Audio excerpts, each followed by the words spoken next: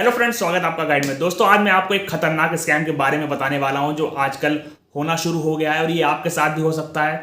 तो ये स्कैम क्या है? ये फेक रेप कॉल स्कैम है और ये स्कैम आपके साथ हो सकता है, आपके किसी फैमिली मेंबर के साथ हो सकता है, किसी दोस्त के साथ हो सकता है, किसी रिश्तेदार के साथ हो सकता है। तो अगर आप ये वीडियो देख रहे हैं तो कृपया करके शेयर करके उनके तक पहुंचा दीजिएगा ताकि उनके साथ इस तरीके का कोई स्कैम ना हो सके और अगर हो रहा हो तो उससे बच सकें। तो आज हम इसमें जानेंगे कि कैसे होता है और इससे कैसे बचें।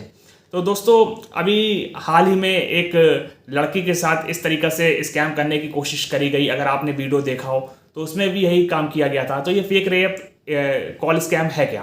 तो देखिए, छोटे मैं आपको बता देता हूँ कि इसमें क्या होता है कि एक फेक कॉल करी जाती है नकली पुलिस अधिकारी बनकर, पुलिस अफसर बनकर, और उसके बाद डराया जाता है कि आप रेप केस में फंस गए, आपके ऊपर मुकदमा किया गया है, आप के ऊपर किया गया या आपके फैमिली मेंबर के ऊपर किया गया या आपके कोई पहचान वाले के ऊपर किया गया है। और फिर आपसे अलग अलग तरह की डिमांड करी जाती है, आपसे पैसे की डिमांड करी जाती है, आपसे पैसा लेने की कोशिश करी जाती है। अब ये कैसे होता है? देखिए, आपको पता तो है कि इस तरीके की डिमांड करी जाएगी, लेकिन जब कॉल आता है वो इस तरीके से बात करते हैं कि आप नहीं समझ पाते और आप फंस जाते हैं। तो आपको मैं बता दूं कि छोटे में कि किस तरीके के केस हुए हैं। अभी दिल्ली में एक व्यक्ति के पास फोन आया और बताया गया कि उसके ऊपर रेप केस का मुकदमा दर्ज किया गया है और अगर वो निपटारा चाहता है इससे तो वो 50,000 रुपये तुरंत पे कर दे ऑनलाइन। इसी तरीका से मुंबई में एक औरत के पास कॉल आई और कहा गया कि उसके पति के ऊपर आरोप लगाया गया है, केस दर्ज किया गया है कि उसने किसी का रेप किया है और अगर वो चाहती इससे निपटारा तो रिश्वत दे दे 1,00,000 रुपए की। इसी तरीके से हैदराबाद में एक व्यक्ति के पास फोन किया गया और कहा गया कि उसके आवाज़ के आधार पर उसके ऊपर रेप केस का मुकदमा दर्ज किया गया है, तो अगर वो इससे निपटारा चाहता है तो 75,000 रुपये वो पे कर दे। तो दोस्तों, इस तरीका से केस हुए हैं। अब मैं आपको डिटेल में बताता हूं कि देखिए, अभी हाल ही में जो 2 केस हुए हैं वो किस तरीके से हुए हैं। देखिए, इन लोग के पास या तो आपका डेटा होगा, उस डेटा के आधार पर ये आपको फ़ोन करेंगे और बुरी तरीके से आपको फंसा देंगे, डरा देंगे ताकि आप पैसा पे कर दें, या फिर ये लोग आपसे क्वेश्चन पूछेंगे और आपसे डेटा निकलवाएंगे और फिर उसी में से आपको फंसाने की कोशिश करेंगे। तो सबसे पहला केस मैं आपको बताता हूं जिसमें इनके पास डेटा होता है, या आपके सोशल मीडिया से या कॉलिंग के माध्यम से या डेटा लीक के माध्यम से आपका डेटा ले लेते हैं, इन्फॉर्मेशन ले लेते हैं, फिर ये आपको कॉल करते हैं। और कॉल कैसे किया इन लोग ने? देखिए, पेरेंट्स के पास कॉल करी और उनका लड़का था यूएसए में और ये स्कैमर को पता था, तो उसने कॉल करी और कहा कि आपका लड़का जो कि यूएसए में है वो एक रेप केस में फंस गया है और ये लोग जो बोल रहे हैं ये अमेरिकन पुलिस ऑफिसर बोल रहे हैं और ये लोग आपको बचाना चाहते हैं, आपके लड़के को बचाना चाहते हैं इस केस से। आपके लड़के का जो पासपोर्ट है वो जब्त कर लिया गया है, उसका मोबाइल ले लिया गया है, गाड़ी ले ली गई है और अगर आप चाहते हैं कि वो बच जाए तो आप तुरंत इतना पैसा पे कर दीजिए। ये 50,000 से लाखों रुपए तक की मांग करते हैं, आपको बहुत पैसे आपसे ले सकते हैं ये लोग।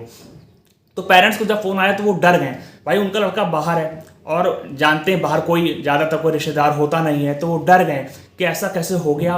और पुलिस अफसर ने कॉल करी और ये लोग एक आदमी कॉल नहीं करता, अलग अलग आदमी से कॉल करवाते हैं, वीडियो कॉल करवाते हैं और वीडियो कॉल में इन लोग ने ये दिखा दिया बैकग्राउंड में कि पुलिस स्टेशन है, यूनिफॉर्म में है वो आदमी जो कॉल कर रहा है, जो बात कर रहा है, अधिकारी से बात कर रहा है और उसमें अमेरिकन पुलिस अफसर का लोगो लगा है। तो ये सब देखकर वो डर गए और उसने फिर काफ़ी डराया और पैसा लेने की कोशिश करी। बाद में पता चला ऐसा कुछ है ही नहीं है, उनका लड़का सही सलामत है। और इस केस में इन लोगों ने एआई वॉइस क्लोनिंग भी करी, इन लोगों ने आवाज़ भी सुनवाई जिससे उनको लगा कि उनका लड़का वाकई फंस गया है।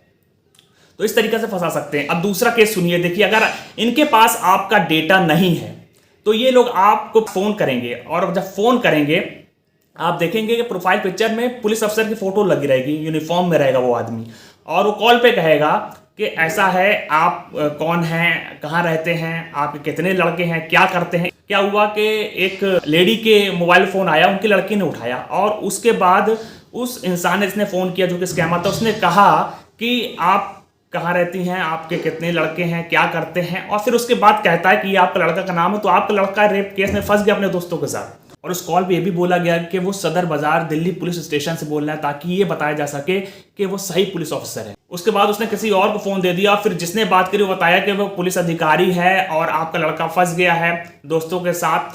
तो इस तरीके की बात करी है, लेकिन जो लड़की ये बात कर रही थी उसको पता लग गया था कि कोई स्कैमर है, तो वो सब चीज़ झूठ बोलती जा रही थी।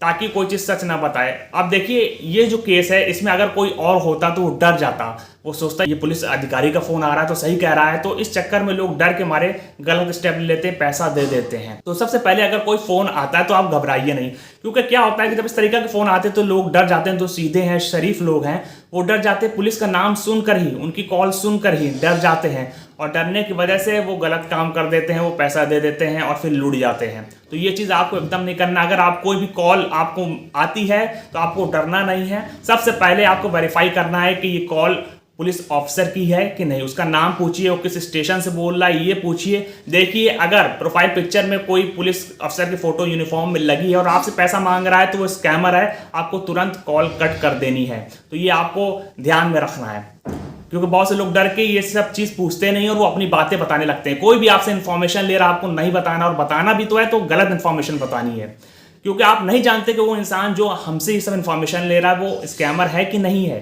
तो दोस्तों आपको समझना पड़ेगा, ज़्यादातर लोग ये जो इस तरीका के आपसे कॉल करते हैं, डेटा लेते हैं, स्कैमर होते हैं, और आपसे पैसा मांगते हैं, वो स्कैमर होते हैं।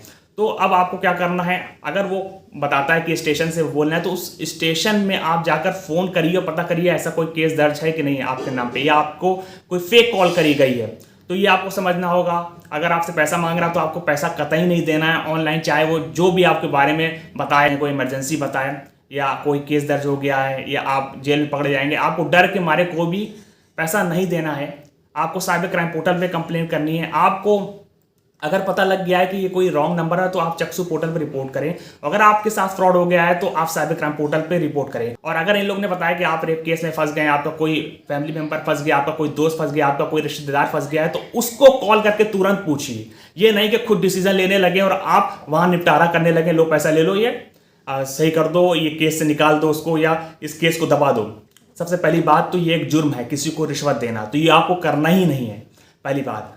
तो आपको तुरंत वो कॉल कट करनी और ज़्यादा बात नहीं करनी। आपको पता भी लग गया है कि स्कैमर है तो आप मजा ले रहे हैं, आपकी वॉइस क्लोनिंग करके आपके रिश्तेदार को करी जा सकती है कॉल और फिर उससे पैसा लिया जा सकता है। तो ये कुछ भी कर सकते हैं आपके डेटा के आधार पे। तो दोस्तों ये बहुत ही खतरनाक स्कैम हो सकता है। कोई शरीफ और सीधा लोग को अगर इस तरह की कॉल आई और उसको डराया गया, कॉन्स्टेंटली कॉल करी गई, तो वो डर के अपनी जान भी दे सकता है। तो कृपया करके इस वीडियो को ज़्यादा शेयर करें ताकि दूसरे लोगों तक पहुंचे, उनके साथ कुछ इस तरीके का स्कैम ना हो सके। अगर होने वाला हो तो बच सके। अगर वीडियो अच्छी लगे तो उसको लाइक कर दे, चैनल को जरूर से सब्सक्राइब कर दे ताकि आगे की अपडेट्स आपको मिलते रहे। तो फिर मिलेंगे एक नई वीडियो के साथ, तब तक के लिए गुड बाय।